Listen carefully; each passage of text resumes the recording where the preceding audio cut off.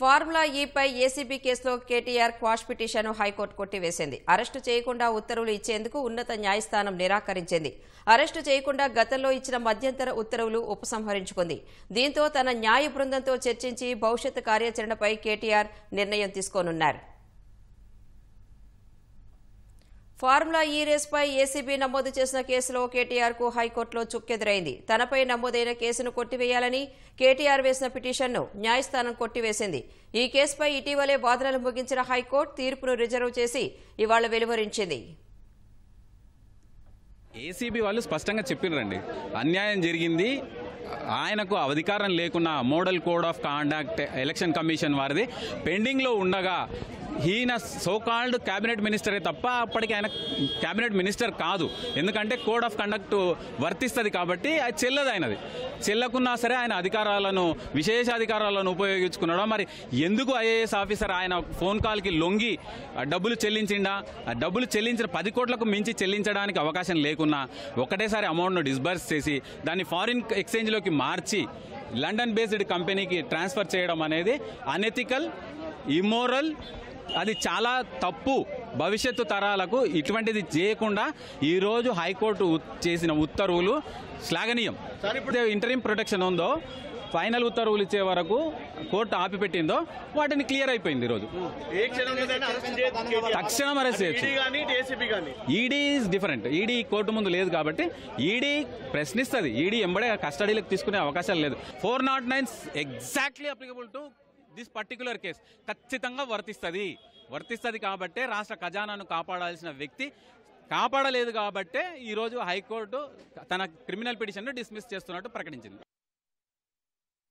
హైకోర్టులో విచారణ సందర్భంగా కేటీఆర్ తరపున వాదనలు వినిపించిన సుప్రీంకోర్టు సీనియర్ న్యాయవాది సిద్ధార్థ దవే ఏసీబీ అధికారులు నమోదు చేసిన సెక్షన్లు ఎఫ్ఐఆర్కు వర్తించవని పేర్కొన్నారు. ఈ కేసులో కేటీఆర్ ఎక్కడా లబ్ధి పొందలేదని, ఆయన్ను ఎఫ్ఐఆర్లో నిందితుడిగా చేర్చడం తగదని వాదించారు.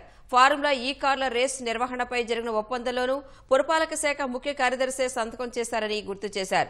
ఇందులో అవినీతి జరిగినట్లు ఎక్కడా ఆధారాలు చూపించలేదన్న సిద్ధార్థ దవే ఎఫ్ఐఆర్ను కొట్టివేయాలని కోర్టును కోరారు. అనంతరం వాదనలు వినిపించిన ప్రభుత్వ న్యాయవాది మాజీ మంత్రి కేటీఆర్ నిబంధనలకు విరుద్ధంగా డబ్బులు చెల్లించి ప్రజాధనాన్ని దుర్వినియోగం చేశారని వాదించారు. ఈ కేసులో అవినీతి నిరోధక చట్టంతో పాటు నేరపూరిత కుట్రకు సంబంధించిన సెక్షన్లు నమోదు చేసినట్లు తెలిపారు. బ్రిటన్ పౌండ్ల రూపంలో 46 కోట్ల రూపాయలు చెల్లించినా ఆర్బీఐ నిబంధనలు పాటించలేదని గుర్తు చేశారు. హెచ్ఎండిఏ సాధారణ ఖాతా నుంచి 10 కోట్ల కంటే ఎక్కువ చెల్లింపులు చేయాలంటే ఆర్థిక శాఖ అనుమతి ఉండాలని, కానీ ఇక్కడ ఎవరి అనుమతి లేకుండానే 54 కోట్ల రూపాయలు చెల్లించారని వాదించారు. ఎన్నికల కోడ్ అమల్లో ఉండగానే 2023 అక్టోబర్లో రేస్ నిర్వహణ కోసం ఒప్పందం చేసుకున్నారని, డబ్బుల చెల్లింపులో సెక్రటేరియట్ బిజినెస్ రూల్స్ పాటించలేదని కోర్టు దృష్టికి తెచ్చారు.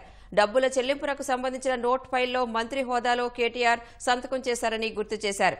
అవినీతి నిరోధక శాఖ తరపున వాదనలు వినిపించిన advocate general Sudarshan Reddy formula ఈ కార్ల రేసింగ్ సీజన్ 10కు ఒప్పందం జరగకముందే చెల్లింపులు చేశారని కోర్టు దృష్టికి తెచ్చారు. గవర్నర్ అనుమతి తరువాతే ఎఫ్ఐఆర్ నమోదు చేశామన్న ఏజీ ఈ కేసులో ఇప్పటి వరకు ఎవరిని అరెస్టు చేయలేదని కోర్టుకు తెలిపారు. ఈ కేసులో నిబంధనలకు విరుద్ధంగా డబ్బులు బదిలీ చేశారని వాదించిన అడ్వకేట్ జనరల్ సుదర్శన్ రెడ్డి కేసు దర్యాప్తు ప్రాథమిక దశలోనే ఉందని, అన్ని ఆధారాలు బయటపడతాయని కోర్టుకు తెలిపారు. దానకిషోర్ తరపున వాదనలు వినిపించిన సీనియర్ న్యాయవాది సిపి మోహన్ రెడ్డి పురపాలక మంత్రి పర్యవేక్షణలోనే శాఖాధికారులు విధులు నిర్వహిస్తారని కోర్టుకు తెలిపారు. ఫార్ములా ఈ ఆపరేషన్స్ కు చెల్లింపులు చేసే ఫైల్ను కేటీఆర్ అప్రూవ్ చేశారని కోర్టు దృష్టికి తెచ్చారు. ఈ వ్యవహారంలో అన్ని రకాలుగా నిబంధనలు ఉల్లంఘించారని వాదించారు. క్వాష్ పిటిషన్పై అందరి వాదనలు విన్న హైకోర్టు క్వాష్ పిటిషన్ను కొట్టివేస్తూ తీర్పును వెలువరించింది. సుప్రీంకోర్టులో రాష్ట్ర ప్రభుత్వం కేవియట్ పిటిషన్ దాఖలు చేసింది.